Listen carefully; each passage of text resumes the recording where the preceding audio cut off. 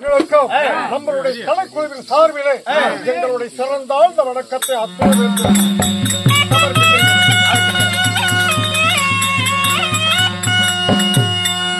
அப்படி இருந்தாலும் நான் யார் எனது பெயர் என்ன அறிவிக்கின்றேன். கவனமாக கேட்க வேண்டும். நம்மிடத்திலே அகடத்துக்கு விகிதம் ஏடா கூடம் எக்கச்சக்கம் இதெல்லாம் பேசக்கூடாது. பேச மாட்டாங்க. சந்தோஷம் அறிவிக்கின்றேன்.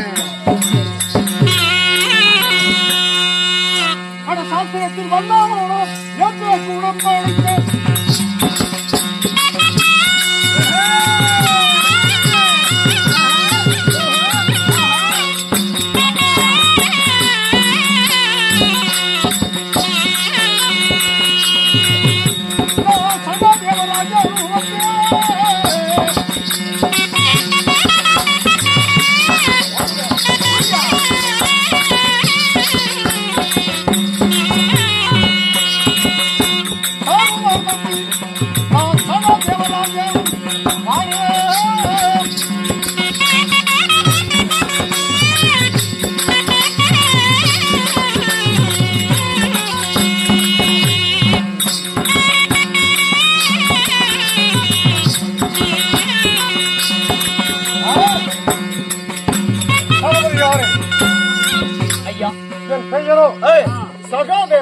சகாதேவன்.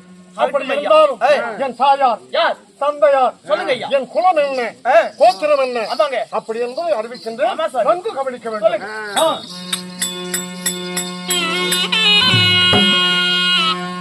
சரியான சொந்த குலம்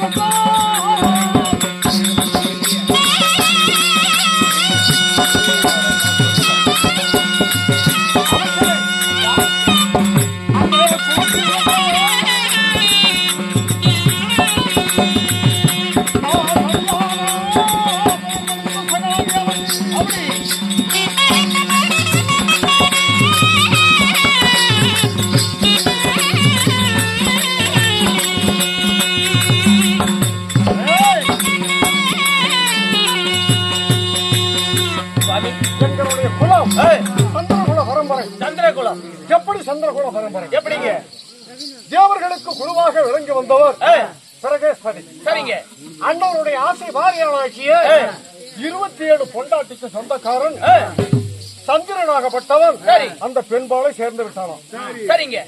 சேர்ந்த காரணத்தால் அந்த பெண்பால் கர்ப்பமாகி விட்டார்கள். சரி. கர்ப்பமான உடனே மாற்றான மனையாளை சேர்ந்தோமே அப்படி என்று கொஞ்சமேனும் கூச்சம் இல்லாமல் இது என்னுடைய குழந்தை. யாரு சொல்லுவது? சந்திரன். சந்திரன். ஆனால் உருவாகப்பட்டவர் எனது ஆசை வாரியால் இந்த குழந்தை என்றது இப்படியே வாக்குவாதம் நடந்து கொண்டு இருந்ததா? சரிங்க. நடந்து கொண்டு இருக்க நேரத்திலே இந்த வார்த்தையாகப்பட்டது தேவர் சபைக்கு போய்விட்டது. சரிங்க. போன உடனே தேவர்கள் அத்தனை பேர்களும் ஒன்றாக இணைந்து ஆனா கேட்டால் இந்த பெண்பால் எந்த பதிலுமே சொல்லவில்லையா? சொல்லல. பிரம்மாவாகப்பட்டவர் தனிமையிலே அந்த பெண்ணாளை அழைத்து உன்னுடைய அங்கத்தில இருக்கக்கூடிய குழந்தை யாருடையது அப்படின்னு கேட்டார்களா? கேட்ட மாத்திரத்திலே இந்த பெண்பால் ஒளிமுறை இல்லாமல் இந்த குழந்தை சந்திரனது அப்படி என்று சொன்னார்களா? அப்படி சொன்ன உடனே சபை கலந்து விட்டது. அதற்கு முன்னால் சந்திரனுக்கு புதன் பிறந்தார். புதனில் இருந்து 37 தலைமுறையாகத்தானே எங்களுடைய பரம்பரை சரபதியார். அப்படி இருந்தாலும் சந்திரகுல பரம்பரையில பிள்ளையாக பிறந்து வளர்ந்து எத்தனையோ புண்ணிய புருஷர்கள் எல்லாம் ஆனால் மூதாதிகள் ஆனால் ஐயா இந்த நாட்டையும் மக்களையும் ரொம்ப சீரும் சிறப்புமாக வாழ்ந்திருக்கிறார்கள் முன்னோர்கள். அப்படி இருக்க நாங்களும் வாழுவதற்கு வழி இல்லை. வஞ்சத்தினால் கஷ்டப்பட்டோம். என்ன கெதிக்க ஆளோன்னு தெரியுமா?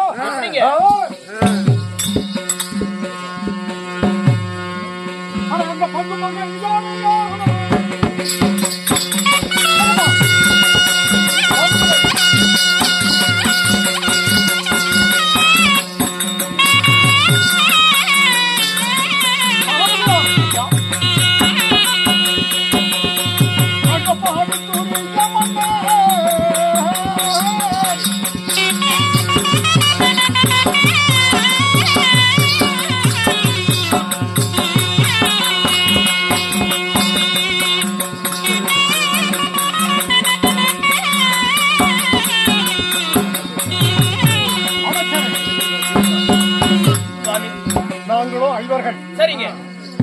என்னுடைய தந்தையாகிய பாண்டு மகாராஜா மடத்துக்கு சென்று சரிங்க. மடத்திலே நாங்கள் ஐவர்களும் பிறந்தவர்கள். அப்படி பிறந்த காரணத்தால் எங்களை பிறகு முனிவர் வதிஷ்டர் வால்மீகர் எப்படி என்று சொல்லக்கூடிய புண்ணிய புருஷர்களெல்லாம் அத்திமநகரத்தில் கொண்டு வந்து பிதாமகர் வீசுவனிடத்திலே இது பாண்டியனுடைய பிள்ளைகள், பாண்டி இறந்து விட்டால் சாபத்தால், ஆனால் அசையும் பொருள் அசையா பொருள், ஆமாங்க, இதில் பேர் பாதி இன்னவர்களுக்கு என்று சொல்லி விட்டு சென்றார். அப்பொழுது கம்மந்து இறந்தவன் அதற்கு பின்னால் சிறு வயதிலே கொஞ்சம் கொஞ்சமாக பகை ஏற்பட்டது. யாருக்கு? துரியோதனாதிகளுக்கும் எங்களுக்கும். எங்களை எந்த விதத்தையாவது கொன்று ஒழிக்க வேண்டும் என்று திட்டம் போட்டார். அப்படி இருக்க எப்படி எப்படி எல்லாம் வாழ்ந்தோம். அதன் காரணமாகத்தானே எங்களை வாழ விடாமல் இந்திர பிரசத்தில் இருந்தவர்களை தந்திரமாக வரவழைத்து சூதால் பகடையாடி நாடு ராஜ்யம் நவநீத செங்கோல் உப்புச்சட்டி வரவோடு முதல் பறித்துக் கொண்டு 12 ஆண்டு வனவாசம் ஓராண்டு அச்சாதவாசம் சென்று வந்தால் பங்குள்ள பிரகாரம் பாதி நாடு என்று குரு பெரியவர்களுக்கு முன்பதாக அறிவித்து விட்டார். சதிகாரன் அதன் படியே எங்க அண்ணாவாக்கிய நால்வர்கள் தர்மபுத்திர மகாராஜன் மதம் கொண்ட அண்ணன் பீமன், அழகு மன்னர் அர்ஜுனன், நகுலன், நான் சகாதேவன். நாங்கள் 5 பேராக இருந்தாலும் இரு தாய்க்கு பிறந்தவர்களாக இருந்தாலும் ஒரு தாய் பிள்ளைய போல். ஆனால் இன்னும் குந்தியம்மன் இருக்கிறார். என்னையும் என் அண்ணன் நகுலனையும் ஈன்றெடுத்து என் தாயாகப்பட்ட மத்ரா தேவி உங்களுடைய தாய். சரி சாமி. எங்களுக்குள்ள எந்த விதமான பாகுபாடும் என்பதும் இல்லை. துரியோதனுடைய கட்டளைப்படி 12 ஆண்டிலே முதல்வனும் சூரியவனும், 2வது ராமரிசிவனும், 3வது முறுக்கு மகா ரிஷி வனத்திலே இருக்கிறோம். இந்த முறுக்கு மகா ரிஷியில வந்த கஷ்டங்கள் எல்லாம் அழிந்து கொண்டே இருக்கிறது. ஏது காரணமோ தெரியவில்லை. அண்ணாவாகிய தர்மபுத்திர மகாராஜன் அழைத்ததாக வந்திருக்கிறார். என்ன காரணமும் தெரியவில்லை. உடனடியாக போய் பார்க்கலாமா? பார்க்கலாம்.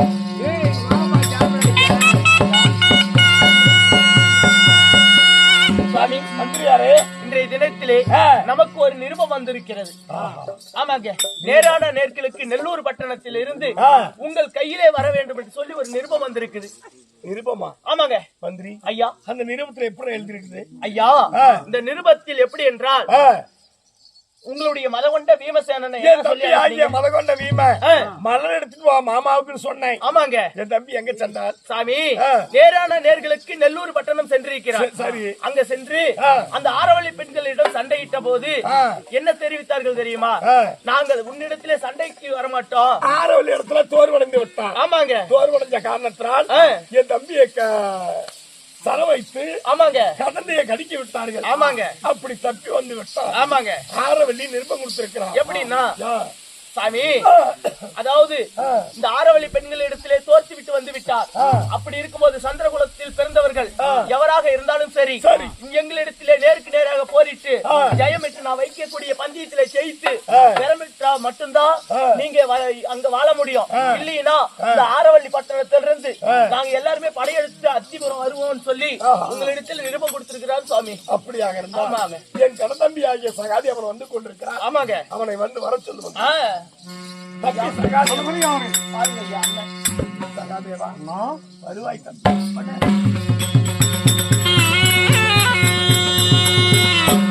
அண்ணா பொறுமை கூட பகந்தவர் மனித பகந்தவர்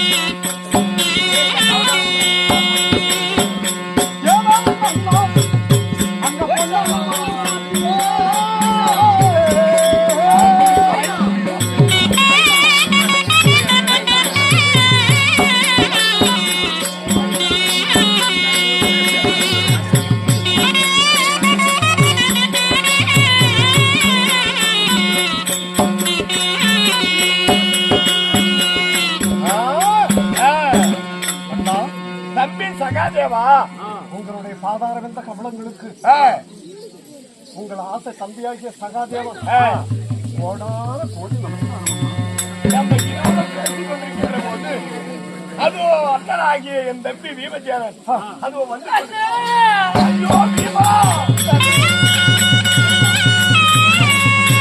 ஐயோ, படாதப்பா. என்ன காரணம்? பீமா, யாப்பா, என்னப்பா? அண்ணா பறித்து வந்தீங்களா? காய்கறி எல்லாம் எங்களுக்கு கொண்டு வந்தீங்களா? காரணம்? மாமனாகி எம்பெருமான் நாராயணமூர்த்திக்காக மலர் எடுக்கலாம் என்று சென்றேன். சரி. அண்ணனாகப்பட்ட தர்மராஜா வடக்கு திசை போப்பா, தெற்கு திசை போப்பா, மேற்கு திசை போப்பா, ஆனா கிழக்கு திசை போக வேண்டாம் என்று அண்ணன் சொன்னார். சரி. ஆனா 3 திசை சென்றும் மலரில்லை என்று சொல்லி கிழக்கு திசை போகலாம் என்று போனேன். அவனுடைய வார்த்தை மீறி போன உடனே யாரோ ஆரவல்லி பெண்களாம், மந்திரவத்தை மாயவத்தை கற்ற பெண்களாகப்பட்ட ஆரவல்லி பெண்கள் 7 பேரும் சேர்ந்து, ஏ சண்டாளா, என் நந்தவனத்தை அழித்து விட்டாய். இந்த நந்தவனத்தை அழித்ததற்காக எங்க ஆரவல்லி பெண்ணிடம் போட்டியிட்டு ஜெயித்து போடான்னு சொன்னாங்க. காலோடு சோரம் செய்யும் ஒரு கம்மநாட்டி பட்டுச்சு. ஒரு பொம்பளை இந்த ஒரு திமிரா, திமிர அடக்கணும்னு சொல்லி நேரான நேர்களுக்கு போனம்பா சகாதேவா. போன இடத்திலே 2 பந்தயத்தில் ஜெயம்.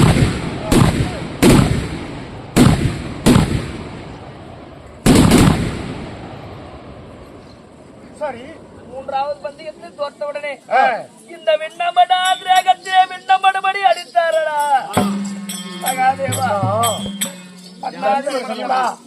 கலக திசை போக வேண்டாம்னு சொன்னேன். அன்ன வார்த்தை தட்டி போய் நீ தண்டனைக்கு ஆளாகி விட்டாய். உண்மைதான் அண்ணா. உன்னை அடித்து நீ பின்வர எனக்கு நிருபமாகப்பட்டது. ஹாரவல்லி பட்டணத்தில் நிருபம் வந்து விட்டது. உங்களுக்கு? ஆமா.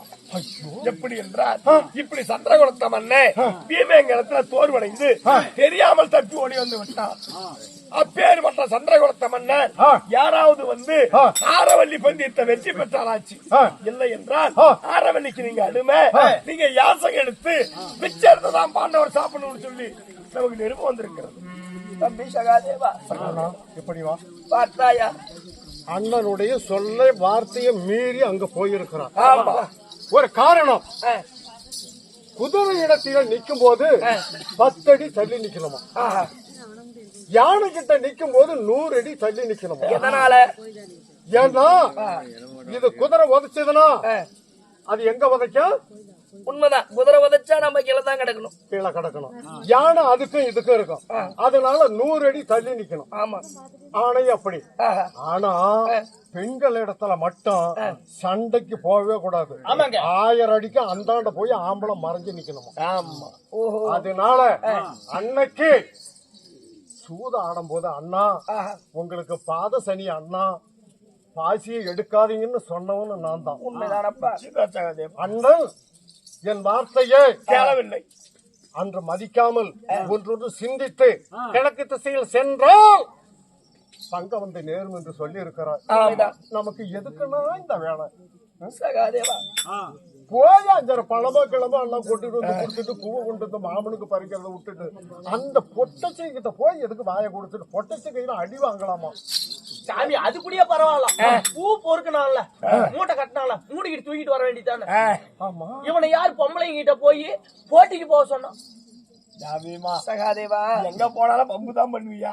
ஆத்திரத்துல அறிவிழந்து விட்டேன். ஒரு பொட்டச்சுக்கு எவ்வளவு திமிருனா ஆம்பளைக்கு எவ்வளவு ஒரு திமிரு இருக்கும். இருக்கலாம். என் மீசைல அத்து கடாச்சு விட்டாலும் உனக்கு கொழுப்பு எடுத்து போயிருந்தா அண்ணன் தூக்கி போட்டு மெதிக்கிறது. தம்பி சகாதேவா, தூக்கி போட்டு மெதிக்கிறது எப்படி என்றால் நடந்தது நடந்து விட்டது. சகாதேவா, குளத்துக்கு இழிவாகி விட்டது. அடிக்கு அடி, ஆமா. உதைக்கு உத, என்ன கை தொட்டு அடிச்சாலே அந்த கண்டார ஒளி ஆரவல்லிங்க சும்மாவே விடக்கூடாது. ஆமா. யாசகம் வேற எடுத்து அப்படின்னு நிறுவனம் அனுப்பிச்சு விட்டுருக்கா. ஆமா. சகாதேவா, இதுக்கு நீதான் வழிவகுக்கணும். அதனால சகாதேவா பீமன் தோல்வடைந்து வந்து விட்டான். ஆனா நம்ம 4 பேர் இருக்கிறோம். நம்ம யார் சேர்ந்த ஆரவல்லியை ஜெயிக்கலாம் நீ சேர்ந்து சொல்லுப்பா சாஸ்திரம். நம்ம யார் சேர்ந்த ஆரவல்லியை ஜெயிக்கலாம்? உன்னை பத்தி பேச வேண்டியது. நான் பேசாத. நான் தருமர் எனக்கு பாரு. என் தம்பி என்ன தலைகுடியும் நான் போற சண்டைக்கு பாரு. நீ பெருசா குடிச்சிட்டு வந்துருவா. நீங்க போனீங்க அப்படின்னா அவளை பார்த்துட்டு சரி நல்லா இருந்துட்டு தான் வருவேன். அண்ணனுக்கு எண்ணம் எப்பொழுதும் அப்படிதான். என்ன அது மாதிரி அது மாதிரி தான் இங்க இருக்குது. நான் ஜெயிக்க முடியாது. முடியாது. தம்பி அர்ஜுனன் அர்ஜுனன் அர்ஜுனன் போனாலும் ஆரவள்ளி சிங்கம், அர்ஜுனன் ஆடு. அப்ப ஜெயிக்க முடியாது. ஓட்டு போட்டு கட்டி விடுவாடுவா. நகுலன் 1 2 3 4 5 5ஆம் அதிபதி குருவாகப்பட்டவர் பாக்குற நேரத்துல அதுவும் அது ஆவாது. அவனு போனா பங்கம் தான். நீ மீச அடிபட்டு வந்திருக்கிற அவளு மூக்க கூட அர்த்த கூட அறுப்பாடுங்க. நீங்க என்னை பத்தி பேசவே வேணாம். ஜெயிக்க முடியாது. இது சும்மா ஊமாடு.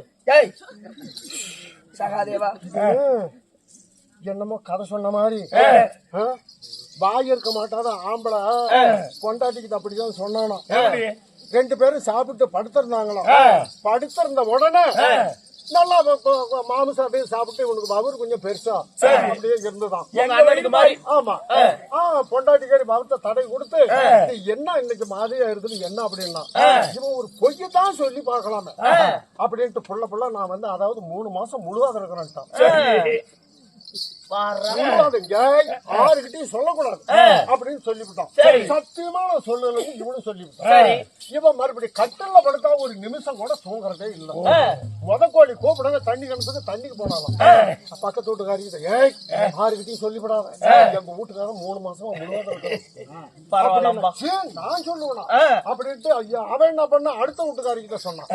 இது விடியறதுக்குள்ள ஊரே கவுண்டருக்கு அதுக்கு போயிடுச்சு. கவுண்டருக்கு அதுக்கு போன உடனே கவுண்டர் என்ன கூப்பிட்டாரு, ஒரு ஆம்பளை புள்ள பெத்தா இந்த ஊரு அடுக்கமா, அப்புறம் 2 அதாவது யாவலாளி கூப்பிட்டு இவனை கொண்டு வெட்டிவிட்டு வந்துருங்க அப்படின்னு சொல்லி உத்தரவு போட்டான். உத்தரவு போட்டோன்னா வாயிருக்க மாட்டாத இவகிட்ட சொல்லிட்டு நம்ம இந்த கதிக்கு ஆளவுன்னு இவனும் அழுதுகிட்டே போறான். இன்னைக்கு வெட்ட போறான் 2 பேரும். அங்க போன உடனே அப்புறம் இவனு 2 பேரும் கத்தி தீட்டிக்கிட்டு இருந்தானுங்களா. இவன் எத்தனை பிள்ளைங்க உனக்குனாலாம், எனக்கு 2 பையன் 3 பொண்ணு நானா. இன்னொருத்தன அப்படியே சொன்னான். பெத்ததை யாரான்னு கேட்டான். எங்க பொம்பளை அப்படின்னா வெட்ட வந்தான். இவன் ஏண்டா நான் ஒரு பொய்யத்தான் சொன்னேன், என்ன நம்ம ஆம்பளை எங்கேயாலும் புள்ள பெத்து பாத்துருக்கீங்க அப்படின்னா. அது மாதிரி இவளுங்களை வந்து அடக்கணும்னா நம்ம ஜாதியில யாரு பெரியப்பா ஐவராஜாக்கள் சென்றால் முடியாது, நம்முடைய பிள்ளைகள் சென்றால் முடியுமா? நம்மளை பற்றிய உற்று நம்ம வம்சத்திலே அவனுங்களை பாக்கலாமா? யாரு துரியோதனாதிகளை நம்மள வனத்துக்கு ஓட்டி விட்டோம். நாம எந்ததா இருந்தாலும் நல்லத கெட்டத நாம யாசாமி உங்க கால் அடியிலேயே கிடக்குறேன் நானு. எனக்கு தான் ஒரு ஏடை எடுத்து பாருங்களேன். எங்க இந்த உனக்கு வீட்டுக்குள்ள மாட்டுக்கிட்டு ஒருத்தன் காதை எடுத்துக்கிட்டான். அது மாதிரி இந்த காது போடும். வேணாம் சாமி, எனக்கு வேணாம். அப்ப உனக்கு வேணாம். முடியாது, பசங்களாலையும் முடியாது. இன்னொரு யோசனை பண்ணி பாக்கலாமா? போயிட்டு வரீங்க? நம்ம 5 பேர்த்துக்கும் தங்கச்சி ஒன்று இருக்குதுல்ல, சங்குவதி இருக்குதுல்ல, சங்குவதிக்கு ஒரு மகன் இருக்கான். ஆமா அப்படியா? அல்லிமுத்து பாருங்க பாருங்க. 1 2 3 4 5 நடுவுல ஒரு ஓட்டை. 8ஆம் அதிபதி சந்திரனாகப்பட்டவன் புதனை பாக்குறான், புத சூரியனை பாக்குறான். அதனால அல்லிமுத்து பொறக்க ஆரவள்ளி கோட்டை